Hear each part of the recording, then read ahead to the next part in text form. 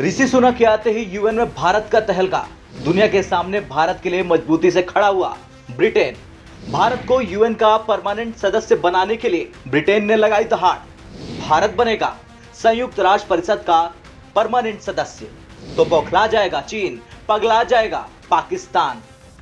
ये तस्वीरें देखिए, एक तरफ ब्रिटेन के पीएम ऋषि सुनक हैं तो दूसरी तरफ भारत के supreme leader PM Narendra Modi, यानी दुनिया की दो बड़ी महाशक्तियों के सुप्रीम लीडर। लेकिन ये मुलाकात जैसे हुई, भारत ब्रिटेन के संबंध पहले से ज्यादा मजबूत हो गए। इतने मजबूत कि ब्रिटेन ने ऐलान कर दिया कि भारत बनेगा यूएन का परमानेंट सदस्य। संयुक्त राष्ट्र सुरक्षा परिषद में भारत, जर्मनी, जापान और ब्राजील की साथ ही स्थायी और अस्थायी कैटेगरी में परिषद के विस्तार की पेशकश भी की। यूएनएससी में सुरक्षा परिषद संशोधन पर सालाना डिबेट में ब्रिटेन भी शामिल था। इस डिबेट को संबोधित करते हुए यूके की राजदूत बारबरा वुडवर्ड ने कहा, हमारी स्थिति के बारे में सब अवगत हैं। ब्रिटेन लंबे समय से स्थायी और अस्थायी कैटेगरी में सुरक्षा परिषद के विस्तार की मांग कर रहा। हम भारत, जर्मनी, जापान और ब्राजील के लिए नई स्थायी सीट के पक्ष में हैं। इससे पहले रूस ने चीन से ऐलान किया था यूएनएससी में स्थायी सदस्यता का समर्थन करता है,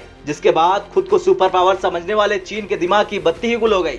गुल ऐसी हुई कि वो शांत हो गया और रूस ने दिखा दिया जितना भारत रूस के साथ कंधे से कंधा मिलाकर खड़ा है, उतना ही रूस भी भारत के साथ। चलिए अब जानते हैं क्या है वीटो पावर जो भारत को एक बार मिल गई तो चीन का हाल बेहाल हो जाएगा। 5 राष्ट्रों संयुक्त राज्य अमेरिका, यूनाइटेड किंगडम, चीन, फ्रांस और सोवियत सोशलिस्ट रिपब्लिक ने संयुक्त राष्ट्र की स्थापना में महत्वपूर्ण भूमिका निभाई थी। संयुक्त राष्ट्र में कुछ विशेषाधिकार मिले हैं। बाद में यूएसएसआर के टूटने के बाद इसका अधिकार 1990 में रूस को मिल गया। ये 5 देश यूएनएससी में स्थायी सदस्य हैं, यानी परमानेंट, और इनके पास एक विशेष मतदान शक्ति भी है जिसे वीटो के अधिकार या वीटो पावर के रूप में जाना जाता है। इनमें से किसी एक ने भी यूएनएससी में निगेटिव वोट डाला तो प्रस्ताव या निर्णय को मंजूरी नहीं दी जाएगी। यानी अमेरिका, यूनाइटेड किंगडम, चीन, फ्रांस और रूस में से किसी ने भी यूएनएससी के किसी प्रस्ताव पर विपक्ष में वोट डाला तो प्रस्ताव पास नहीं होगा।